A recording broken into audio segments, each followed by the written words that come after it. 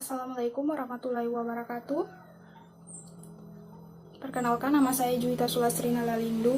Saya berasal dari Prodi S1 Kimia dengan NIM 4424217. Di sini saya akan menjelaskan tentang artikel yang saya dapat di salah satu website. Artikel ini dalam bentuk bahasa Inggris. Judulnya itu Ionic Compound Property Explained, yang artinya itu penjelasan tentang properti senyawa ionik atau penjelasan tentang ionik. Artikel ini ditulis oleh Anne-Marie Helmenstein, PhD, dan diupdate pada 2 Maret 2021. Dia mengatakan di sini tertulis bahwa ionic compounds contain ionic bonds, yang artinya adalah senyawa ionik itu mengandung ikatan ionik.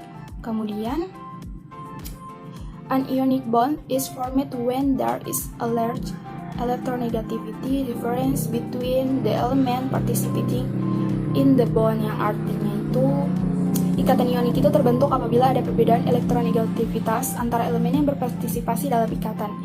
Ya, jadi semakin besar selisihnya, maka semakin kuat keterkaitan antara ion positif sama ion negatif.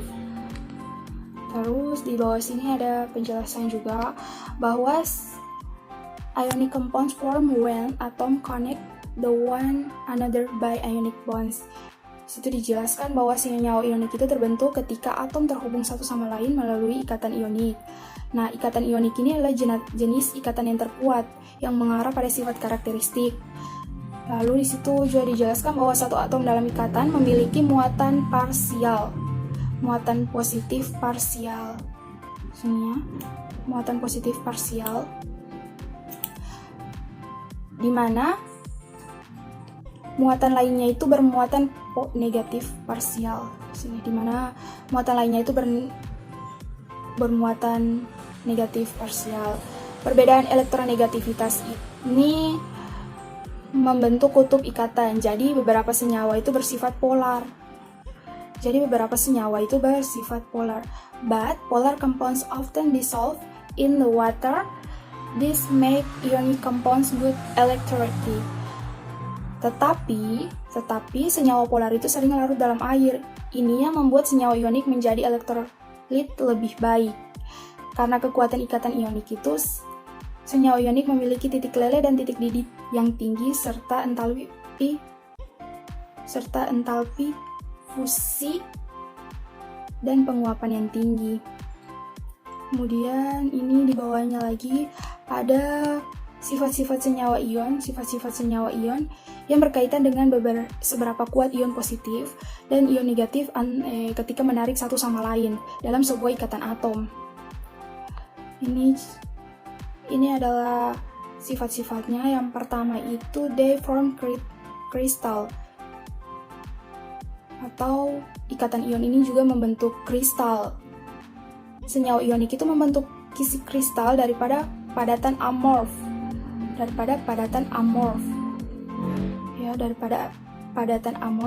Meskipun senyawa molekuler ini membentuk kristal, seringkali berbentuk lain ditambah kristal molekuler biasanya yang lebih lembut daripada kristal ionik. Kemudian pada tingkatan atom, sebuah kristal ionik itu adalah struktur teratur. Jadi strukturnya itu teratur dengan kation dan anion bergantian satu sama lain dan membentuk struktur 3 dimensi yang sebagian besar didasarkan pada ion yang lebih kecil mengisi celah di antara ion yang lebih besar tetapi secara merata. Jadi di sini dijelaskan bahwa kation dan anion itu bergantian satu sama lain dan membentuk struktur 3 dimensi yang bagian besarnya itu didasarkan pada ion yang lebih kecil mengisi celah antara ion yang lebih besar secara merata. Kemudian yang kedua itu ada they have high melting point and high boiling point. Jadi di sini ikatan ion itu memiliki titik leleh dan titik didih yang tinggi. High temperature are required to overcome the attractive between the positive and negative ions in ionic compounds. Jadi, temperaturnya itu tinggi diperlukan untuk mengatasi tarikan antara ion positif dan ion negatif dalam senyawa ion.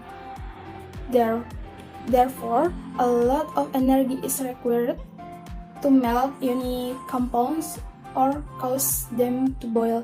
Jadi oleh karena itu diperlukan banyak energi untuk melabur senyawa ionik itu menyebabkannya mendidih.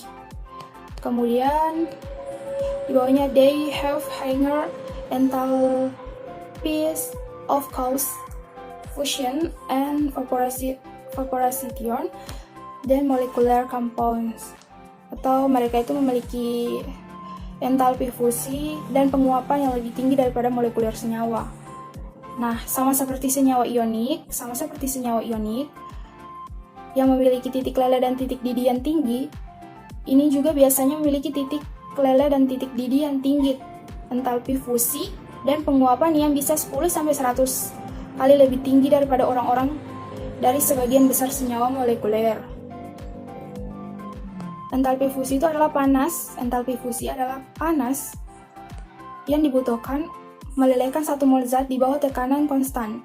Entalpi dari penguapan adalah panas yang dibutuhkan untuk menguapkan satu mol senyawa cair di bawah tekanan konstan.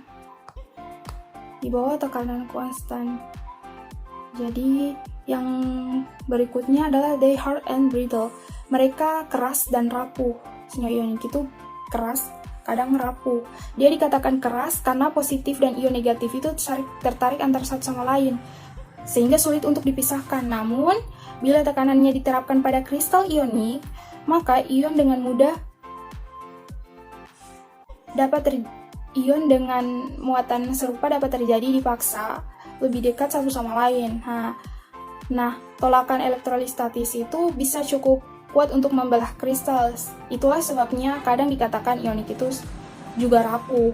Lalu they conduct electricity when they are dissolved in water. Mereka itu adalah senyawa ionik. Senyawa ionik itu adalah isolator yang bagus. Meskipun berjalan dalam bentuk cairan atau dalam larutan air, senyawa padatan ionik ini tidak menghantarkan listrik dengan sangat baik karena ion-ionnya terikat begitu erat satu sama lain. Kemudian, ini yang terakhir, they're good insulators. Nah, senyawa ion ini adalah isolator yang bagus. Although they conduct in molten form or in aqueous solution, ionic solids do not conduct electricity very well because the ions are bound so tightly to each other. Jadi di sini dikatakan bahwa meskipun mereka berjalan dalam bentuk cair atau dalam larutan air, padatan ionik itu tidak menghantarkan listrik dengan sangat baik karena ion-ion itu terikat begitu erat satu sama lain.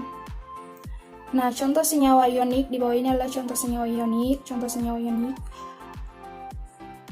A familiar example of an ionic compound is table salt or sodium chloride. Jadi di sini dijelaskan bahwa contoh yang sudah banyak kita kenal itu dari senyawa ionik itu salah satunya adalah garam dapur atau natrium klorida. Nah, garam ini memiliki kadar yang tinggi, titik lelehnya 800 derajat Celcius, sedangkan kristal garam itu isolator listrik. Larutan garam, jika garam dilarutkan dalam air, siap menghantarkan listrik. Garam cair juga merupakan konduktor. Jika memeriksa kristal garam dengan kaca pembesar, kita itu dapat mengamati struktur kubik biasanya dihasilkan dari kisi kristal. Kristal garam itu keras namun rapuh, kristal itu mudah dihancurkan. Kemudian, meskipun garam itu terlarut,